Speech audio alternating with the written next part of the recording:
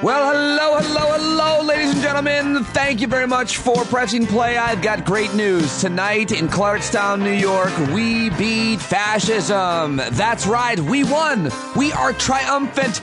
We beat back the racists in our town. The anti-racist movement won. We organized. We turned out the vote. We knocked on doors. We did everything that you have to do to win an election. Most importantly, we sought the change that we wanted to be, and we were the change that we wanted to be. And I've never felt more purposeful and more triumphant in my life. And the soul of my town is good. It is good. In a country where we are so divided, where the Steve Bannons of the world are trying to take over everything from the medical board to the school board. In that country, in this town of Clarkstown, New York, we won. We are triumphant. And congratulations to my friends Brian Montez, John Maltby, and their families, and every single person who volunteered, who knocked on doors, who sent postcards, who made phone calls. We did it. And I hope that you can do it in your town. I hope that you'll get involved. The Board of Education is such an important election. Many of you have written to me that you've lost. Some of you have won. Tonight, we won. You got to be in the fight to win. You've got to be a part of it. There's so many different things that you can do. And when you think about, as I always did, how stressful it would be, how much work it is, how you don't have enough time, I'm telling you what, you find new family, you find new friends. I have so many amazing people in my life because of all of the work that we all did together, knocking on doors, making phone calls, organizing on Zooms and strategizing and raising money. All of it. We did it. We really did it. I'm so happy, everybody. It has been a long 6 months, this fight. In the last 6 weeks since we really got the campaign underway and got our signatures, it's been hard. Many of you have been parts of campaigns. You've inspired me, and I hope that some of the work that I've done will inspire you to get involved. But I am just paying it forward. Thank you to all of you who are getting involved yourselves. You inspire me every day. All right. Well, now it's time to get to my interviews on today's show. I don't have the news again today because I was busy fighting fascism. I hope you all understand. I'm headed into the woods with my dog, Indy, and one of my best friends, Dr. Ken Zatz. But first, I want you to enjoy my conversations with both Admiral James Stavridis, the former Supreme Allied Commander of Europe, United States, European Command, United States, Southern Command, Enterprise Carrier Strike Group. This guy is a real big deal. And I'm very excited to share my conversation with him. And of course, Wajahat Ali is one of the all-time greatest guests on the show. And I have an awesome conversation with Waj, who of course has a new book out, and you're really going to like it. So that's where I'm going to start with Wajahat Ali. He is the author of Go Back to Where You Came From and other helpful recommendations on how to become American. He is an amazing guy, one of my closer friends in the world.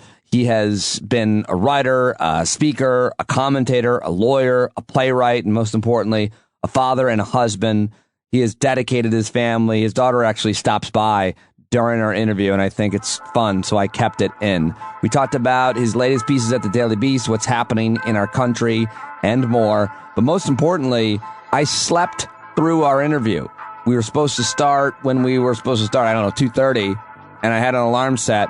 I didn't sleep the night before because I was working on the BOE campaign, and I didn't wake up. I was 20 minutes late for our interview, and it starts there because I woke up and I started screaming, oh my God, I can't believe I slept through my interview. And that's where we start, because my face certainly looks like it had been on a pillow. Here we go with the great Wajahat Ali right now. So Pete Dominic just woke up because he forgot that we were supposed to record. And I don't know if you guys have seen Pete Dominic's I just woke up face. It's a mixture between he might be constipated or deeply worried or both. Yes, it's because it's exhaustion mixed with failure. Yeah, that's true. It's like self-loathing, and he's lactose intolerant, and he just had a large glass of milk, and he's trying to hold in a fart. What have you ever? Can you think of something that an appointment or something that you slept through or missed? Because I feel absolutely horrific about this, and I'm glad that you mentioned it because I deserve to be shamed for it, and I know I'm not alone.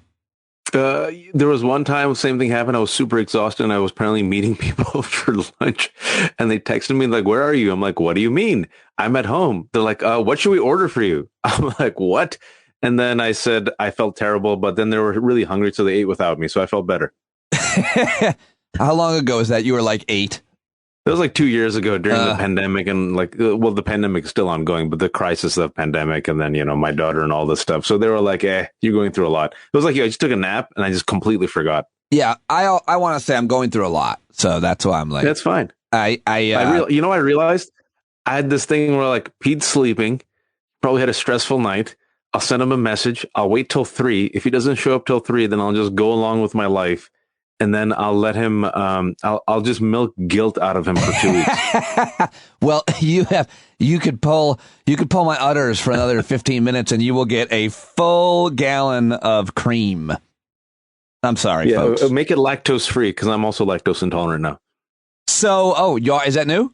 Yeah. Well, apparently I probably have been, but like my father said around 40, he lost it completely. So now I have to I became like these bougie. I feel like kind of bougie now. I ask for like oat milk and almond milk, and I've become that guy. And it's not because I'm like this bougie type of like, a hipster stereotype. It's just I can't break down lactose. Do you feel bougie or do you feel annoying? Now you're asking like, can I have some oat milk, please? Yeah, so I try to be least annoying as possible. I'm like, do you have any non-dairy? I mean, I feel like I have to give them my whole life story, and they don't care. The barista just doesn't care. They're like, do you want oat milk? Do you want soy milk? Or do you want... And I'm like, I'm lactose intolerant. And if you have lactose-free options, anything will do. And they're like, just tell us what you want, sir. I'm like, oat milk. What do you recommend? And they're like, just please, we don't have time. Just give us your order. Well, listen, the reason I'm so tired is because this week, today's election day. And by the time this airs, I will have known the outcome of the Board of Education election that I've been, pretty dedicated to for a couple months, several weeks. So there you go.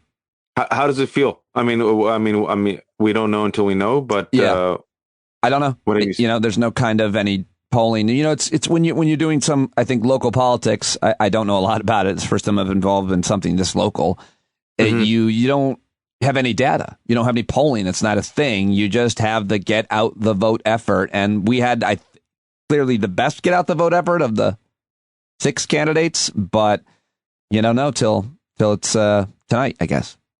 Then also in Pennsylvania, man, we're gonna see. I think Barnett might win, man. The extremist black woman in the Republican primary, and then you've also got the Republican gubernatorial primary there too, right? Yep, and I think lieutenant governor as well. And all 3 of those individuals are hardcore MAGA, big lie believers who, if elected, will pretty much represent the extremist fringe, which is now the base of the GOP in Pennsylvania, which is a swing state, and are committed openly to pretty much stripping the voice of the public and replacing it with Republican electors next time there's a tight race, which is going to be forever because that's how it's going to be. The election is going to come to like a usually handful of states. Whoops. Something that came out of nowhere. I just Googled to see the polling right now. I can't see that, but yeah. And then you got Oz versus Barnett, but Barnett seems to be the one who has the backing of the base, and Oz has the backing of Trump. And I feel like the Trump glow. It's so weird. Like I don't want Oz to win, but then that's where we're at right now. Like, do you want the super crazy or the fake crazy? Well, yeah, because as scary as it would be to elect a witch, a sorceress, you almost want them to win the primary to make it a better chance for the Democrat, whether it be the Senate or the state. There's huge consequences for the nation, not just Pennsylvania, and both these outcomes. But, we used to be at a place where if they nominate the most extreme person, it certainly gives the Democrat, in this case, more of a chance. But I don't know if we're still there. I don't know. It reminds me of, you take the DeLorean back to 2015, where people are like, oh, Trump winning the nominations good for Hillary Clinton because he's so extreme. And then you realize, oops. Yeah. Exactly. That's the example. With gerrymandering and redistricting and voter suppression and disinformation, it's going to come down to a few votes, and especially in Pennsylvania, Wisconsin, and these battleground states. And you're just like, man, we're playing with fire. And then we're a few days removed from the Buffalo mass shooting. And like I predicted on Twitter, and I hate being right, the GOP and the right wing are going to double down on the white supremacist replacement theory because that's all they have. And they've learned from Trump that if you admit you're flawed, that's weakness. Yes. And the base pounces on weakness. So instead, since there's no reward for contrition, for humility, for decency, they're going to double down. And that's what they've done. So far, no apology for it. Doubling down. Yeah. It's a dangerous time, man. Oh, yeah. And you've been right on top of it. You've been talking about it, writing about it. On your show. That's why I feel bad. I gave a talk today. I'm like, yo, I've been saying this for like 6 years and I hate being a Brown and Cassandra. I don't like being right. I would love to be proven wrong because it's terrible for our country. It's terrible for our communities. It's terrible for everyone. And for those who are white who are listening, just look at Pete's example, right? Like people who think, I said this earlier today, I was giving a talk. By the way, I just want to say this.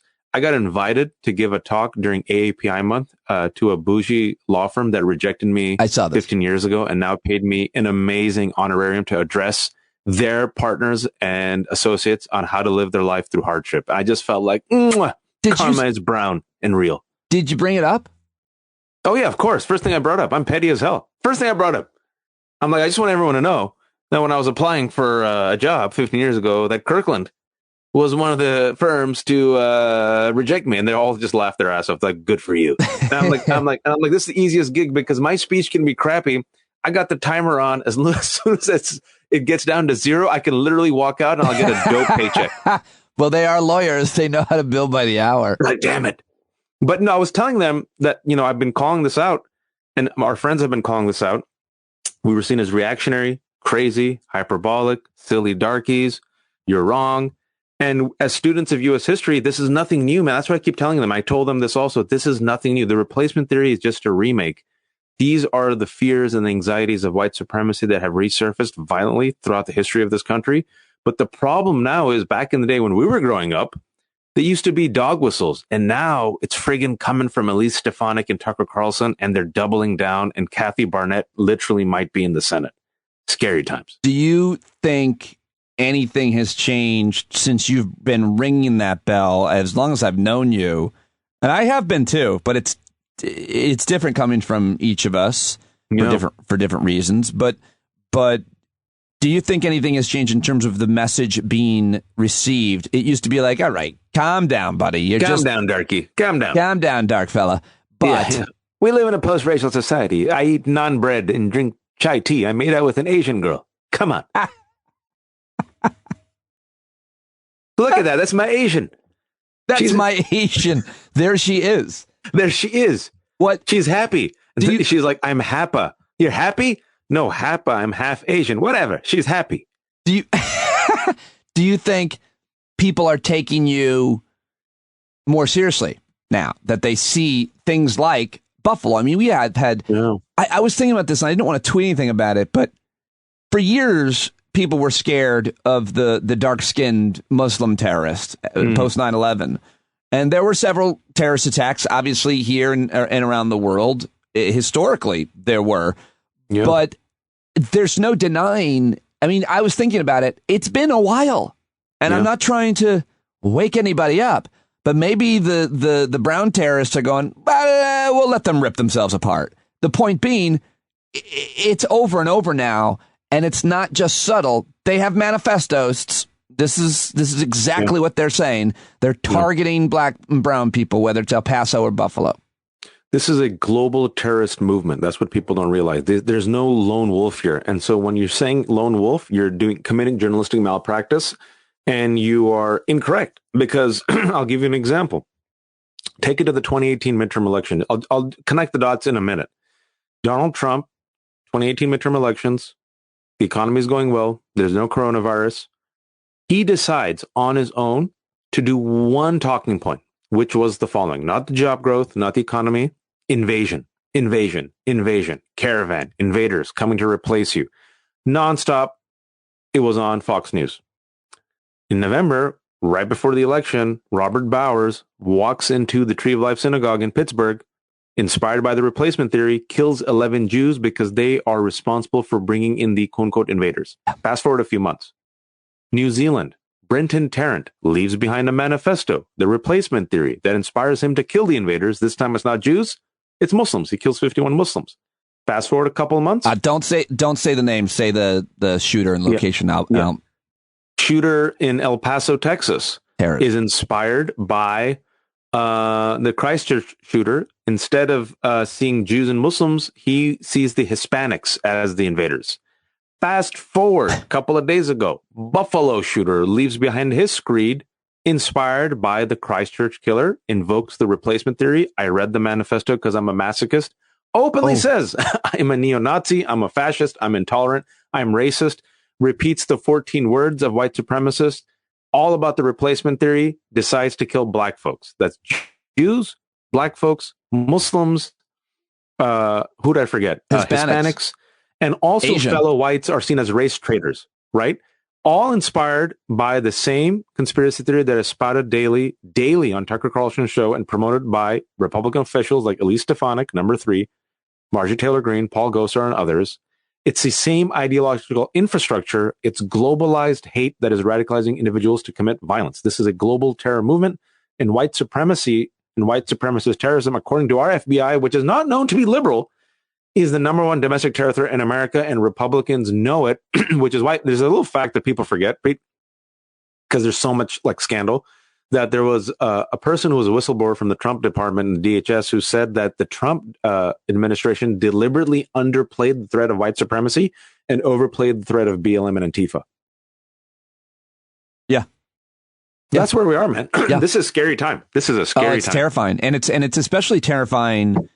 I think we're so segregated by racial and ethnic in racial and ethnic ways that if you don't, even if you work with black folks, I'm speaking for white folks, even if you work with or know black folks, school, your church, whatever it is, you don't necessarily hear their fears, their vulnerabilities. But I talk to them. I talk to black folks all day. It's legitimately, and the kinds of texts and things that they're saying are just absolutely heart-wrenching, and I just don't know. I can get away from it. I can not worry about it until the next text or until the next shooting, but they can't. I mean, nope. they can't. They have to. You have to deal with it. How? All the time. Did someone just show up? No, that was my daughter. Oh, does she? What does she think about all this? Come here, baby girl. What does she think? Say hi. First, say hi to Pete. Yes, my love. Come here. You're live on air. Say hi. Look how gorgeous you look. Look. Now say hi. Oh my goodness. Oh my goodness. Look at it. Where is she going? Hello, young lady. How are you doing? Say hi. Say hi, Nunu Bear. There, she gave you a wave. Aww. Right, what's up? What's up, girl? Bob, yes. can you text on PM if you guys want to go on the trampoline? Yeah. Okay, give me 5 minutes. If I could, you and Lucas have to go soccer. So can you text her to bring the girls over? To bring the girls over to play? Yeah. Okay. But after we can go on the trampoline. Okay. Thank you. I'll do it in 5 minutes. No, we can go on. All right, give me a kiss. Okay. All right, thank you for that. It's the best. The best. I'm about to say I'm jealous. Yeah, it's the best, man. And I have one who's younger too, so I have one more of cuteness. It's I said this on your show before that resistance for the rest of us is literally surviving. Yeah, and leaving the home with our head held up high, with dignity and joy, trying to love a country that doesn't love us back. And black people know this better than anyone. And in fact, there's that joke that Chappelle said, it was last year on SNL, "Come get your N-word license." And what he was talking about was the rest of you are going to realize how it is to live in a country that doesn't love you back, how it is to live in a country where there is no equality, how to live in a country where apparently you have these ideals, but completely different for those who are black and brown. And now we're going to see it, because it's not just going to be black and brown and Asian folks. We're going to get the brunt of it, but it's also those women and those whites who don't ascribe to this fascist ideal. They're seen as the enemy. Their blood is halal. Oh, yeah. Kyle Rittenhouse shot and killed 2 white folks. They tried to hunt and kill Mike Pence, the whitest man on earth. So it's for the whites who are listening and who think, yo, I'll be okay. It's just normal human nature. I'll be fine. It doesn't bother me. I'm like, it will bother you, and it's coming after you. Yeah. You're just not paying attention. Yeah. I mean, I've dealt with 3 threats over the last 2 months just because I've been an advocate locally for marginalized communities. And it's not good. Let me just say this. It's not good for your home life.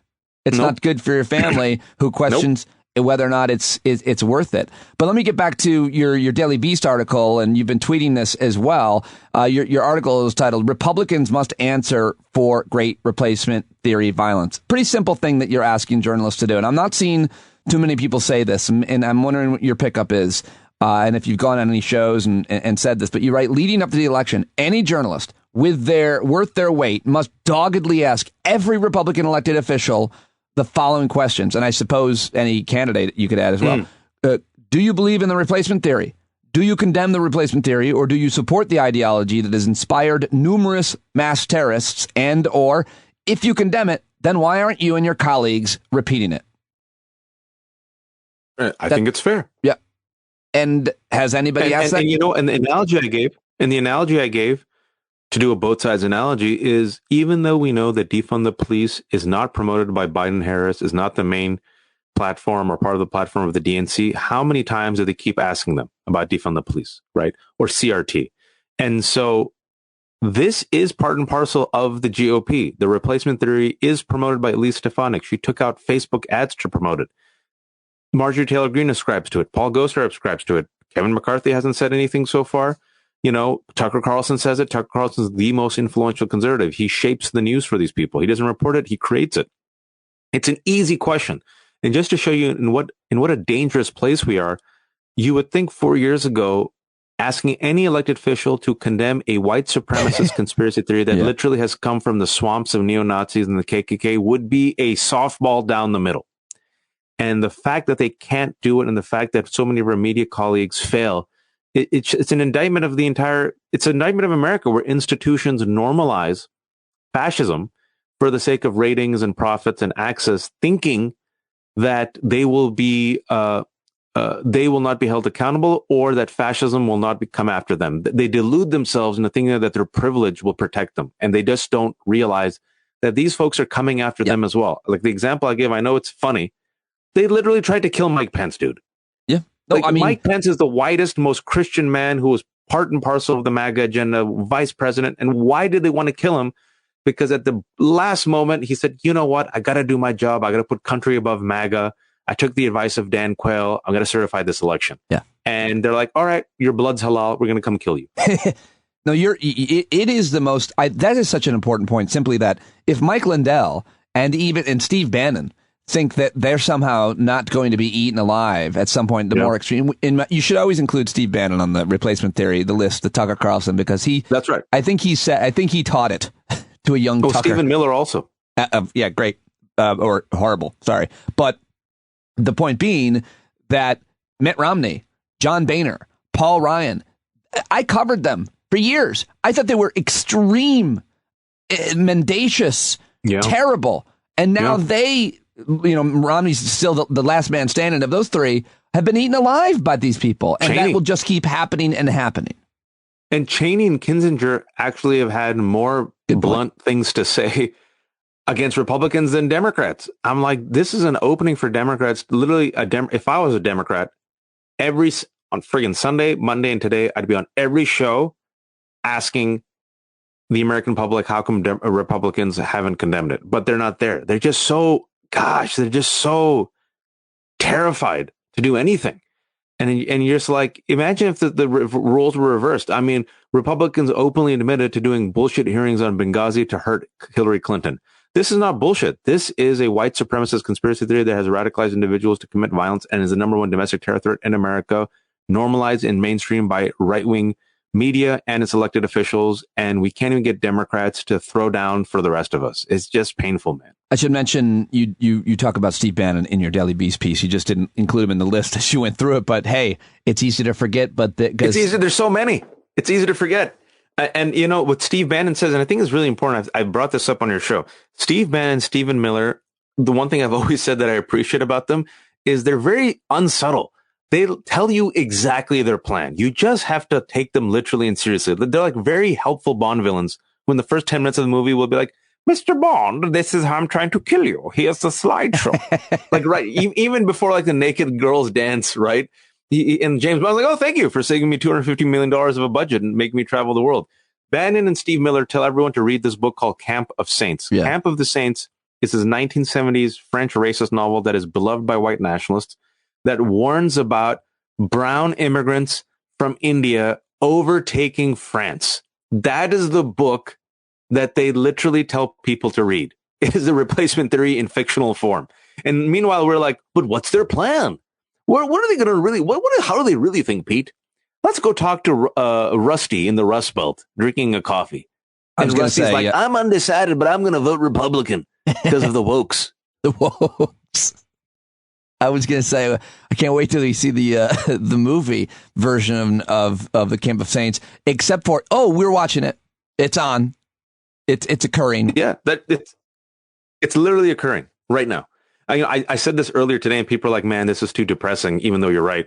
I said that on Twitter, I said, if Birth of a Nation was remade and released in 2022 America, it'd be a huge hit. And for those of you who don't know, Birth of a Nation, I always say this, that if there are 5 movies that I want to give to someone who knows nothing about America, that perfectly explains America, Birth of a Nation is the top 5. It came out in 1915. It was the biggest movie of the day. It was like the Avatar and Avengers Endgame of the day, screened in the White House, President Woodrow Wilson's favorite movie. It was so influential that it literally rebirthed the KKK and revitalized that terrorist group in America. And the Birth of a Nation shows you the replacement theory existed even 100 years ago. It's a fictionalized, completely perverse look at the 19th century after blacks gained some emancipation and rights. And what happened? They started replacing the poor whites. They took over the state assemblies. They started eating chicken in the state assembly and like picking their feet. I'm not making this up. And then what did they want? The white women. And they tried to rape the white women. So these white men had to protect themselves and their women. So they rode the horses and became these gallant knights who put on the hoods. And in the end of the movie, they punished that black man who dared defile the white woman. And literally this movie was the number 1 movie and literally is replacement theory from back then that spawned the resurgence of the KKK. Fast forward 2022, 100 years later, we're witnessing the same thing, man. So at this point, I want to try to end on a positive-ish note. You and I have been talking, regularly every month, a couple times, and it's always. I feel so bad that I fell asleep because you're one of the most important people in my life. Literally, I just can't wait to talk to you. You're a positive force. You always find a way to make me smile, to make me laugh. And I never want this friendship, this relationship to end because you make me feel, I don't know, safer in a way. And what do we do now? How do we continue? I feel like the best thing I've been involved with is creating this community because there's a safe space for people to go to just talk and say, hey, I'm scared. Am I crazy? Is this happening? What am I supposed to do? We need to create spaces for women now to be able to get abortions. We need to do things I feel like, Waj, you and I, legitimately, outside of congressional and legal action, what can we continue to do do you think, it's a very good question. And I just came back from this talk where they were asking me to talk about this very issue. This is what I recommend. It can be overwhelming to look at the world. You have climate change, income inequality, student loan debt, rise of fascism, voter suppression, and a pandemic. And once you acknowledge all these forces, it's very easy to tap out and feel exhausted and say, well, I'm going to retreat into my corner of the world. I'm going to be apathetic. And I'm going to just do mine, do me, and protect mine. Instead, what I recommend is make an intentional act to work locally. And what I mean by that is make a decision and the intention to do something with your superpower or your talent or your privilege. If that means if you're a stay-at-home mom or dad, people always ask me the following, Pete, I'm nobody. Who am I? I'm nobody. Waj, at least you get on Pete's show, you go on New York Times, you get on CNN, you've written a book. I'm nobody. I'm like, some of my favorite people are nobody. Myself, in fact, am a nobody. Everyone has something. So even if you're a stay-at-home mom or dad, guess what? The way you model your language and the way you model your values, you will be impacting your children. That's a new generation. You can run and should run for a local school board because they're trying to take over the school boards. You should run for city council. If you're a doctor, you should run for the medical board, right? Run for office. gather people to vote. The Avengers aren't coming to save us. You have to pick up the phone. Suppose you're a Muslim, pick up the phone, call the local Jewish leader or the local Christian leader, create some alliances. If you feel like the story is not being told in the local journalist, in the local paper, you pick up the phone and you make yourself to be the resource. In the local school, if they don't have books during AAPI month, you say, hey, here is a recommendation of some amazing books. Let me buy some books for you. Now you sit there and think, oh, watch, this doesn't make an impact. It does. Yes, it does. All of this makes an impact. Listen to Pete. Pete's the guy who said, I'm sick and tired of all these people taking over. And that's what they try to do. It's a small minority. This is what I always tell people. It's a very loud, organized, zealous minority that can carve through the moderate majority like butter because we're not organized. If the majority comes together like the ethnic Avengers, and if we each flex our superhero power, we have the numbers. School boards is an example. Every place where we finally fought back and we showed up with the numbers and counteracted this bullshit CRT attack, we win. We win. Their job is to intimidate us through violence and threats. And what happens is we cede the ground locally. Steve Bannon openly said this in an interview. You know, last week there was a documentary filmmaker who came and interviewed me. He said, I just interviewed Bannon. He openly said, after the school boards, we're going after the medical boards. Yeah. This is the deliberate strategy. Yeah. Local states, local city councils, local medical boards, local school boards. And so this is where I feel like don't be hopeless because cynicism and apathy are cheap and lazy. This is where we need to throw down and fight for democracy. And if you think you don't have to fight for democracy, look what's happening in Ukraine. We still have moment. We still have a time. I believe, and this is what gives me hope. I believe that the GOP is overplaying its hand. I believe the GOP and our elites in the institutions are underestimating the majority's anger. And once they overturn Roe, I believe they will awaken a beast. People think I'm being too optimistic. I don't think I am. Well, I hope you're not. I'll follow you anywhere. And the weirdest thing is, like, we have grown up together over the past few years in this media world, and now I'm involved in this local board of election, and I keep saying to myself, I can't believe it. I'm 46, and we're the ones we've been waiting for. That's right. It's us. And so here at the Avengers aren't coming, man. I know. Well, here's the thing. I hate to break it to you, brother. We're the Avengers. That's and so my question to you is, who are you? Because I'm Spidey. Oh, you're Spider-Man? How'd you make that decision? I'm really witty and small.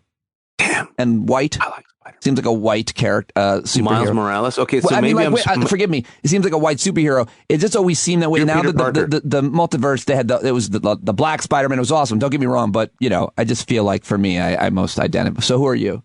Oh, that's a good one. See, since you took Spider-Man, I might have to be Daredevil. I always liked Spider-Man. You're Scarlet Witch. I'm sorry. So I might destroy us or save us. That's what you're saying, depending on my mood. No, that's bad. Yeah. You know why I like, in all seriousness, I read comic books. The reason my favorite comic book heroes are Daredevil, Wolverine, Batman, and Spider-Man. I was trying to think why. I also like the rest, like Superman. And those characters in particular are men who have tough lives, have gone through a lot, don't have the biggest superpowers, but they always fight. Daredevil, Spider-Man, Wolverine, Batman, they always fight. Yeah. And I feel like, we're not going to be Thor. We're not going to be gods. We're not Scarlet Witch, but we do with what we can. And you can do a lot. You can do a lot. Very well said. Did my face return to normal here at the end? Now it just seems that you're holding in one fart. That's like a small one, like a popper. That is more true than you even know. I mean, I got to run. I have the runs. Thanks so much. Go have fun with your girl. All right, man. Thank you. I'm glad you enjoyed the rest. Thank you, buddy. All right. There he goes. Wajahat Ali. Go let him know that you enjoyed that conversation on Twitter right now at Wajahat Ali. Go buy his book if you haven't already. He is the best. That was awesome yesterday. I was so happy that we caught up, and he always makes me laugh. What an important conversation, as always. And now I've got another one for you because I try to have at least two each and every day here on the show. And my next guest has joined me several times over the past few years. He is a retired admiral from the United States Navy. He spent more than 30 years in the Navy. He rose to the rank of 4-star admiral He was the Supreme Allied Commander at NATO and previously commanded the U.S. Southern Command. He oversaw military operations through Latin America. And at sea, when he was at sea, he commanded a Navy destroyer, a destroyer squadron, an aircraft carrier battle group in combat. He also has a PhD from Tufts University, where he also served as dean for 5 years. He is an NBC News analyst. He's also the author of several books, his newest one, which we talked about today. But I last talked to him for a really good book called 2034, a novel of the next world war with Elliott Ackerman. But his new book is To Risk It All, 9 Conflicts and the Crucible of Decision, on sale May 24th from Penguin Press. He's one of the great naval leaders of our time, and he delivers a masterclass in decision-making under pressure seen through the prism of some of the most heroic acts in the 250-year history of the United States Navy. That's what the book is about. And so let's kick it off with my conversation with Admiral James Stavridis, who I'd love for you to just say hello to on Twitter and let him know that you heard him in this conversation on the show. He's always tough to nail down to get a booking with, so let him know that you enjoyed him here, and hopefully he'll come back, even when he's not promoting a book. It's Admiral James Stavridis on Twitter at StavridisJ. You can find that spelling in the show link. Here we go. All right. Sound great. If only we could do something about our faces. All right, here we go. Or our hairlines. Well, let's start there with a light note. I've just hit record with the great Admiral, and it's so great to have you back. When did you start losing your hair? Were you a young Navy, like a midshipman? No, not quite that early, but it was weird. It was right around the time I got married, so 27 years old, and so that was good timing, right? Yes. And it's not like you're in the dating pool anymore. And that's right. I've been married to my lovely wife for decades, and her line is, "It's a good thing Jim just shaves what's left of his hair, because he has such great cheekbones. It doesn't matter anyway." She's a sweet woman. She actually loves you. I like that. That's great. You know, you're on TV all the time now, and you look good. You look good with that. Last question about that. How do you protect the dome when, and then this is a serious question, your skin when you're in the middle of the ocean? Because, I mean, you got a hat on, I guess, but like that's serious sun, isn't it? It's huge sun, and all of us in the Navy, whether you have a full, thick head of executive hair or you're like us, Pete, Dominic, we wear very cool ball caps, and they have the ship's name on them, and you would never think about running around on the deck and not have your ball cap on. And they also have a nice brim to protect your face as well. They're quite good. Now, is it stolen valor for someone who didn't serve to wear one of those hats? Nope, that is perfectly acceptable, and we actually encourage that. Oh, cool. I want one then. I wish I knew someone who could hook me up.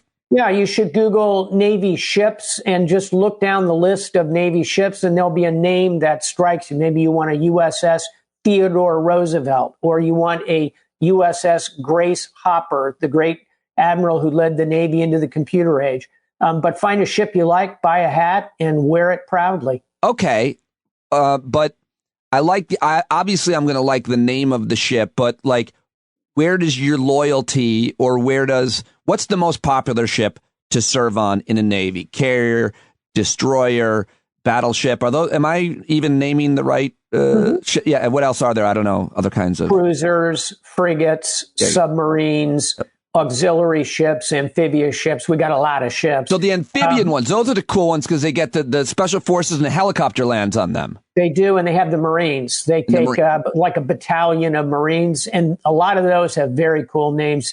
USS Iwo Jima. They're named after famous Marine Corps battles. So those are some pretty choice ones to have. USS Tripoli and so forth. But for my money, the best ship in the whole Navy is USS Barry, my first command. And it's a destroyer, a beautiful destroyer, still in commission, and currently home ported in Yokosuka, Japan. So much I would just want to talk with you about naval history and certainly about current conflict. You've been a regular and highly respected guest in analyzing what's happening with Russia's invasion. So much I want to talk about with you with that. But you have a new book out, and I want to talk obviously with you about that as well. And how many books have you written? How many is this? This is my 12th book. Look at you. One is a novel, which we talked about last time I was with you. I think 2034, a novel of the next world war about a war with China.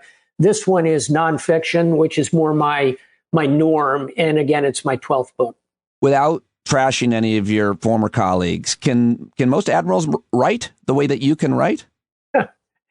I don't know of any other admirals that have published lots and lots of books. All right. Well, I'm glad to have the one who has, and I'm very happy to have you here to talk about this new book, To Risk It All, 9 Conflicts and the Crucible of Decision.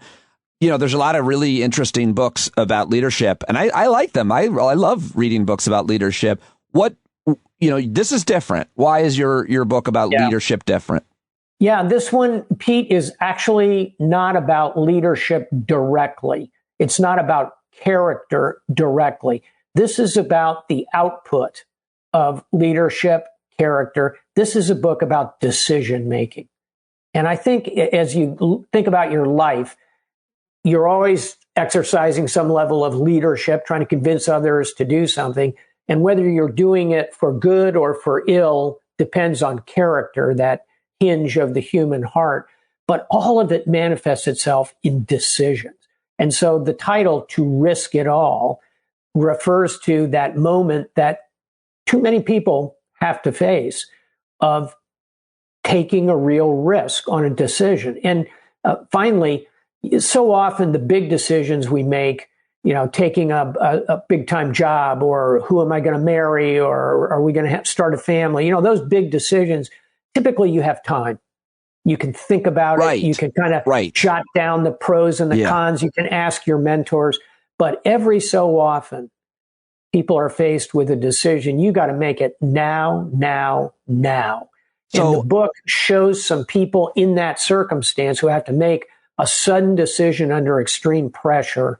And it tries to lay out the case for being prepared for that moment. That's the essence of the book. And I want to get to some of the specific stories you tell, but I want to stick to what you just mentioned and generally to leadership and decisions under pressure. I'll just use myself as an example. My whole life, I think I've done really well at making decisions, really important, tough decisions. A career in comedy is not a smart thing to do. Everything, my marriage, all the big decisions. I think I've done a pretty great job, above average, most people. My career progressed, my relationships, all of that. But Jim, under pressure, I seriously am happy to talk to you, and I want to be as vulnerable as I can with you because the book is helping me. Under pressure, I fold every time. I'm 46. I yell. I panic. I'll give you one example that I can share because it's not private, but it's funny, especially talking to you. We're in Nantucket. We're on paddle boards. My daughter's 8. We get too far out. We floated too far out. I panic. Just panic. I start losing my mind. I say, listen, leave your paddleboard and get on mine. That's what I thought I needed to do. I'm yelling at her. She's like, no, because we're staying at her friends. She goes, these aren't our paddleboards. You can't just leave it out in the ocean. She's 8. So we're not leaving Donna's paddleboard. We borrowed these. I go, get on my paddleboard. I screamed at her. I screamed, get on it. We didn't have life jackets on. She's 8. It's the ocean. I'm terrified that my daughter and I are going to die. Well, that I'm going to die. She'll probably be fine. She's strong. So she doesn't panic. She gets on mine and holds on to the other one.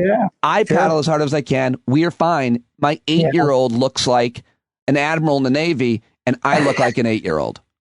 I love that story. And it's actually a pretty good example of making decisions under extreme pressure.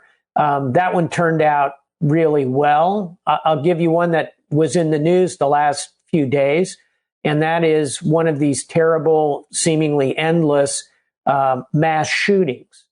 And you may have seen a report of a Chinese-American doctor, 52 years old, Dr. Cheng. I want to learn more about him. He charged the gunman, knocked him down, was shot himself, but because of his actions, other bystanders were enabled and ennobled, if you will, to jump on this guy, and they literally tied him up with extension cords. The doctor died. But that is an example of you got to make a decision right now. You can't sit there and say, I wonder if I should charge this guy or just crawl under this pew and die. What am I going to do? Those decisions come more often than we would like and more often than we think they're going to come. That's what the book's about. How do you make those decisions? Who do you think's braver, that doctor who gave his life and saved our lives, or me on my paddleboard? I'm gonna go with the doctor on that one. But you're getting an honorable mention. I love you. I love talking to you. You're always good with humor and roll with my stupid punches. I'm very happy to be talking to Admiral James Stavridis. This new book, To Risk It All, draws on your experiences and all these lessons that history has to offer, and to talk about these fateful choices. But give me one more general situation. Give me one more predicament that either you found yourself in before we get to, different people that you highlight in the book and their choices, like something that, maybe listeners can relate to and learn from. Because I think that's what your book really is kind of a self-help book in a way, too. It's a book about how to prepare for those moments when you have to risk it all or risk a lot. And one from my personal life, a couple of summers ago, I'm at one of these confabs, one of these conferences. It's in Montana. In the morning, you talk about the great issues of our time. And in the afternoon, you go fly fishing or skeet shooting. And I picked as my option, ride an ATV, an all-terrain vehicle. All right. So it's a two-person one. So I've got my wife next to me, and we're in this three-wheeler ATV going up the side of a very steep mountainous cliff. And there's an ATV kind of behind us about 50 yards and an ATV ahead of us about 50 yards. The ATV ahead of us, about 50 yards ahead of us, falls off the side of the cliff. And it's a very steep incline, and it's tumbling down the side of this. And I see the two passengers literally thrown out of this thing. And it comes to rest at the bottom of this gorge. It's maybe 50, 60, 70 feet down. And so my wife said, "Oh my God, call 911, we got to get help." And I said, "Yeah, but they need help like right now." And I handed her my cell phone. "You make that call." And I started scrambling down the side of this hill. The other ATV came up behind me, and two other guys were in the back of that one. And the three of us got down to the bottom, and there was an individual there with a compound fracture of her leg. Yeah. And, we did what we could with our level of knowledge. And, it felt very high risk. I mean, we were going down the side of a cliff ourselves, but you're going to do that. If you think you can do something for somebody in a moment like that, you do it. And, that was one that was less risky, obviously, than Dr. Cheng, and had a better outcome because the woman lived, and is going to have mobility issues for the rest of her life. But I'm not certain she would have survived if we had not gone down and rendered aid to her at some danger to ourselves. That is insane. Of course, I think anybody who just heard that story wonders what they would do. The measure of and I want to make a point. There's no right answer here. The right answer is what you decide, and no matter what, after the fact, in many cases, you will get criticized by someone who wasn't there at that moment. But my view is, and the case studies in the book, To Risk It All, are examples of people who do risk it all, who make a decision, and it turns out well for some of them, and it turns out badly for some of the others. So, I mean, first of all, if that were me, I'd go down the cliff, and if I saw the compound fracture, I would throw up and cry, and that wouldn't be helpful. But it's also, I think a lot of people heard that story and thought, wow, that's crazy that happened. But you're the commander of a carrier group, and you chose that story? Like, didn't you have things during your service that were also those types of decisions that you had to make all the time, involving how many guys were sailors were on a ship? Thousands, like 6,000 on a carrier or something like that? I chose that story, Pete, because I think it's relatable. Yeah. A lot of people in their day-to-day civilian life can encounter a situation like we've just discussed, or like the doctor at the church. But yeah, sure. In the course of my military career, I've had plenty of moments of real risk to myself personally, and more importantly, I think, of command risk, of having to make a choice to order, for example, special forces in to conduct a particularly dangerous hostage rescue operation. Those are the kind of very personal decisions, because you're risking not only the lives of those special forces who, believe me, are noble and willing and chomping at the bit to go in there, but you're also risking the life of the hostages who may or may not come out alive if your guys and your gals, in some cases, go in there shooting. So these are, immensely hard decisions. And all of that went into the fabric of the book to risk it all. I wonder if different people think different things and no one has any expectations. I wonder if people think about the conclusion of their decision as they're making it in that case. If I do or don't do this, people will die or won't die, and I'll have to live with it. And that's when you get confused about, and you can't quickly make those decisions because you know that I'll have to live with whatever decision I make. I suppose there's training in the military to help you process those quickly, but most of us don't necessarily have that training. But I'm sure that is a thought. No matter what, I'm going to have to live with this. No matter what, it's the decision will always live with me. Indeed. And what we try and do in the military is encourage people to think about those kind of scenarios when they're not happening. In other words, to think in advance. What would it be like if I were in this particular circumstance? And again, that's a really fundamental aspect of the book. Here are 9 stories of naval figures, men and women, all races, all over the charts in terms of rank, some very senior, some mid-grade, some very junior. A story of a sailor at Pearl Harbor named Dory Miller. Read those stories is the idea of the book. Yep. And put yourself in there and say, what would I do? It helps you prepare for the moment, whether it's a military moment or a civilian one, as we've been discussing. Talk to me now about some of what we'll get into the conflicts that you cover. It's really interesting. It must have been kind of fun. I know you love history, obviously, and are a historian.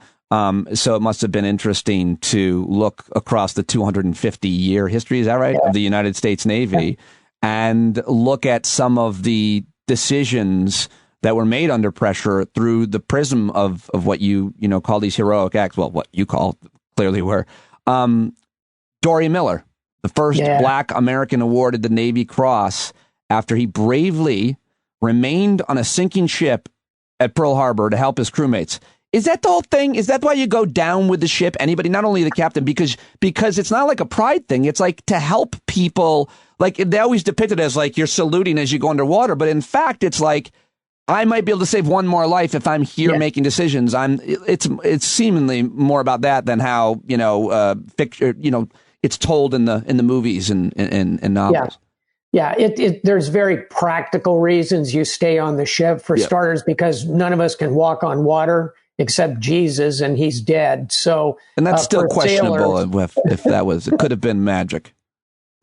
And so for those of us who can't walk on water, your best bet is often with the ship. And your point, can you help or save one more person? And I think it's, for a captain, there is a very emotional appeal. But I'll tell you, if I were the captain of a ship sinking, I would not go down with the ship, but I would be the last person off the ship. I think that is an important distinction to be made. Anyway, Dory Miller is just such a great story because here's an African-American, comes out of Texas in the 30s, not a lot of opportunity there, and joins the Navy and discovers, unfortunately, in that segregated racist Navy of the 1930s, the only thing we're going to let him do is be a cook. So he is a cook. He cleans officers' staterooms, their bedrooms, if you will. He shines shoes. It's not very uplifting work, let's put it that way. But he shoulders his responsibilities. Then the attack on Pearl Harbor comes. And rather than stay kind of in a relatively safe place in the ship, he goes to the guns. He goes topside. It's a Sunday. There's not a full complement on the ship to fight the ship. He sees an empty anti-air gun. He jumps on it. He has no idea really how to operate it. A couple other sailors and crewmen are there. Together, they figure it out. He's the biggest guy. He's like 6'2", 240 pounds. I mean, he's a massive, strong guy. And he wrenches that gun around and shoots down at least one, maybe two Japanese Zeros. They're fighters. And later he was asked, well, how'd you learn how to do that? And he said, it's just like hunting ducks. You point the barrel where you think the duck is going to go. Pretty good line. Navy Cross winner, and really heroic. And by the way, the epilogue to all of this is about a year and a half ago, 2 years ago, the Navy announced that our next nuclear-powered, massive 100,000-ton aircraft carrier will be the USS Miller. I'll come back to the book, but you just brought that up. I know you have commented about and are intimately familiar with what happened in Ukraine. I don't know what the body of water, the Russian naval ship that was shot. Black Sea. That was sank. What was it called? Black Sea. The Black Sea. Why do... You've also written about the future of warfare with Elliott, and it just seems like tanks and ships are easy to kill now. And why are we still investing in them? Make the argument for the ship that you just mentioned or any other. Sure. I think that tanks, ships, anything that's visible is easier to kill, but it's not a certainty that you can kill it. And a way to think of it, Pete, is the Russians have lost thousands of tanks in Ukraine. You're correct. Many of them destroyed by drones. Part of the reason is because they're so misused by the Russian generals. And you know, I'm going to stipulate here that there's nothing admirals like better than criticizing generals. But these Russian generals threw these tanks into the battle space without any air cover, without control of the air, without proper sensors to tell them when something was coming, without really strong armor on the top of the tanks. There are a lot of counters to the way the Ukrainians killed the Russian tanks. And same thing out on the Black Sea. That Black Sea flagship, the Russian ship Moskva, was taken out by a relatively inexpensive missile fired from land. It was not employed in the right way. It didn't have around it defensive ships. Its own fire control systems were not activated. It was mishandled by the crew. It was badly done. So I think that systems like tanks and our big ships are more vulnerable than they were perhaps 20 years ago, but they still pack an awful lot of combat punch, and used properly, they can deliver on the battlefield. Let's get back to the book and let's talk about, I don't know if he's your friend, but you certainly are familiar with him and what happened to him. Brett Crozier, am I saying his name? Captain. Yes. He was in command of USS Theodore Roosevelt, and during I guess the height of COVID, before I think it was towards the beginning where there were beginning. There were no vaccines, and so we all remember how scary that was, and all of it was a mess. So they're out on a ship in the middle of the ocean at the USS Theodore Roosevelt. They get 2 cases one day. The next day it's 8. The next day it's out of control, as things happen on a ship, much less anywhere else, as we've seen. Yeah, right. Brett, Captain Crozier wanted to come back in. He wrote a report saying, this is what's going on. The Secretary of the Navy fired him or relieved him of his command. What happened there, and why do you talk about him and that situation in your new book? Yeah, let's start, as you alluded to, with the circumstances. This is the very beginning of COVID. No one really knows how to deal with it. We're, at this point, still getting conflicting guidance even on whether to wear masks or not. You remember those days? And the only thing people are being told is, well, the safest thing is to separate yourself, to socially distance. Well, that's great advice, except when you've got 5,000 people packed into the hull of a ship. Think about your kitchen in a typical suburban house. In that kitchen space on a ship, 9 people live there. Think about 9 people living in your kitchen. That's how close the quarters are. So you can't socially distance. So as you said, Brett, Captain Crozier, and yes, I've known him for about a decade. He was on my team when I was a NATO commander. The uptick in the cases is deeply concerning. It's peacetime. The carrier is not on a wartime mission, and he recommends let's pull into Guam and figure this out. Get the crew off, get them in hotel rooms, get them spaced out, because that was the guidance.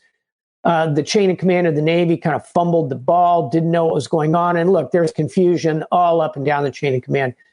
Brett then sent an email to his chain of command and said, look, we really got to do this. I'm deeply concerned. I don't think the Navy is supporting this properly. Unfortunately for Brett, the email leaked, got into the public domain. He got massively criticized by a wide variety of people for kind of putting the Navy on report. That's what led to the acting Secretary of the Navy flying out, firing him.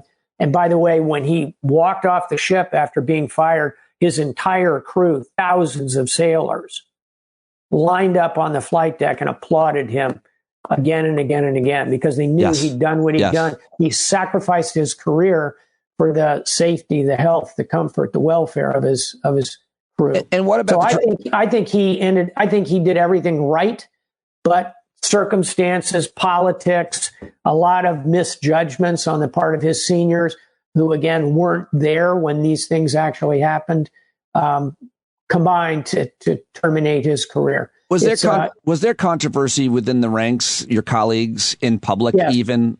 Yes, absolutely. I mean, just to be clear about his decision.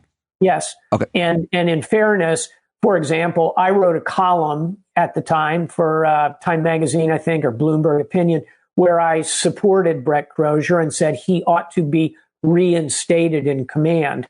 And there were a lot of fellow admirals, captains, sailors who disagreed with that, who felt, no, Crozier should have just powered through it. I just don't agree with that. If you seriously put yourself in his shoes, knowing it's not a combat situation, I think Brett Crozier made the right decisions. But yes, there are those who disagree and say he put his people ahead of the mission of the ship. I think you put the mission first in combat. When it's peacetime, you put the welfare of your crew at the very top. If you want to know more of these stories, we just touched on a couple. There are 9 conflicts that Admiral Stavridis writes about in To Risk It All. And you'll have to buy it. Got to buy the book right now. It's fascinating, as is everything that you write and publish. Before you go, I just want to ask you one final question, kind of current events.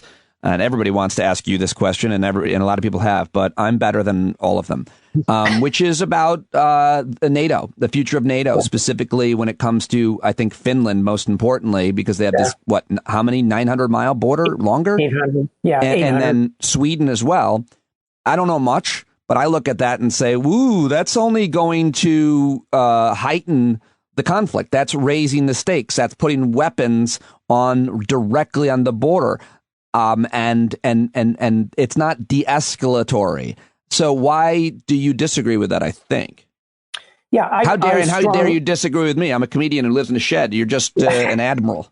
And a former Supreme Allied Commander in NATO. Don't forget that part. Sorry. On this one, Pete, despite the fact that I'm on your show, I'm going to disagree with you. How dare you? I feel as though at this point, it's Putin who's invaded. It's Putin whose tanks rolled into Ukraine. It's Putin who's making all these threatening gestures. I think we're past the point about worrying about annoying Vladimir Putin. And so that distant boom you hear is Vladimir Putin's head exploding when he heard that Finland and Sweden have decided to join NATO after decades of neutrality. He brought it on himself. And from a NATO perspective, nothing but good. These are 2 nations that are highly competent militaries. I commanded their troops in Afghanistan and Libya and the Balkans. They were not NATO members of the alliance, but they were partners. And so they came, they fought with us. I know their mettle. I know their character, and I know their technical competence. We're going to be lucky to have them. To Vladimir Putin, I say, be careful what you start, because we're going to finish it, not you. I don't actually disagree with you. I mean, I don't even have a strong opinion because I'm not an arrogant prick who knows anything about things who would weigh it. I mean, I think what you say sounds to make a lot of sense, but I guess my concern based on that is that distant boom you hear might not only be Putin's head. Yeah. I'm worried. No, that's a good point. I'm with you entirely. It could be a tactical nuclear weapon going off over Kyiv. Right. I don't think so. My sense is even Putin, by the way, has said, it's no big deal. I don't really care if Sweden and Finland join NATO. Why is he saying that? He's saying that because he's got no options. You know, to quote Clint Eastwood, a man's got to know his limitations. Putin doesn't have any more beer in the refrigerator. He's shot his bolt in Ukraine. He can't threaten those Swedes or the Finns. He's gonna fight to a standstill. Then we're gonna have a negotiation, and I think we're gonna wrap this thing up one way or the other toward the end of the year. Oh wow, that's an amazing prediction, and it's just also a game changer. The conflict and what comes from it. And including a lot of inspiration for a lot of people based on what the Ukrainians have been able to accomplish, Indeed. I think. Yeah. And right now, as you can see, I'm wearing a Ukrainian flag on my lapel where my U.S. flag often goes. All of us ought to respect, admire, and do anything we can to help the Ukrainians. They're brave. They're fighting. They are literally risking it all. And I have deep respect for them. I love it. Thank you so much. To Risk It All, thanks. 9 Conflicts, The Crucible Decision.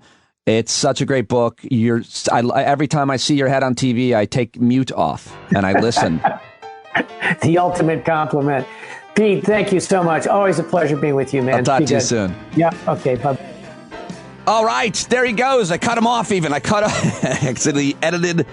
I pressed stop too quick on the former commander of the Supreme Allied Forces. Oh my gosh, that was awesome. I hope you liked that conversation. The book is very interesting. To Risk It All, 9 Conflicts and the Crucible of Decision. James Stavridis. Go tweet him right now for me at StavridisJ on Twitter. You can find that spelling in the show links. And of course, thank you to Wajahat Ali. And of course, we won the Board of Education election. I will be talking more about that in the coming days. And I hope to see you at the Hangout tomorrow night. I'll be talking all about that as well. I couldn't be happier about being involved, more proud to be involved in anything in my life than I was in this campaign over the last 6 weeks and really 6 months. And hopefully I will be a little bit more relaxed and able to do good work. And I've got some big announcements about what I'm planning on doing with the show, which I think you're really going to like, including involving you, the community, a lot more, if you want. So thank you very much for joining me today, and I will talk to you tomorrow right here on Stand Up. Bye-bye. Be the change you want to see in the world, everybody. That's what we just did right here in our town. And it worked. You gotta stare the devil straight in the eye. We got to let him know it's his turn to go. See it clear and all you hear is a lie. Don't get up off of your butt, down off of your fence. Even if it ain't a very friendly audience, well, they'll begin to listen when you start making sense and you stand up, stand up. No need to point your rifle to defend your town, just stand up, stand up. You know they can't deny you what you're laying down. Boy, you better stand up, stand up. Show your face of every color, yellow, black, red, and brown. She's the place where every lost child will finally be found. There's only one thing to do before we stand our ground, and that's stand up, stand up. Well, the founding fathers saw a land for all. They had to stand up, they had to stand up. They had a keen imagination for a crystal ball, drawing all the plans of stand up. But all they had to go on was the time they were in, with other causes for laws, and since they weren't even sin, they knew that change was gonna come before the change could begin. They had to stand up. All right, they had to stand up. We got to stand up. We got to look the devil square in the eye. We gotta let him know it's his time to go, and make it clear when all we hear is a lie.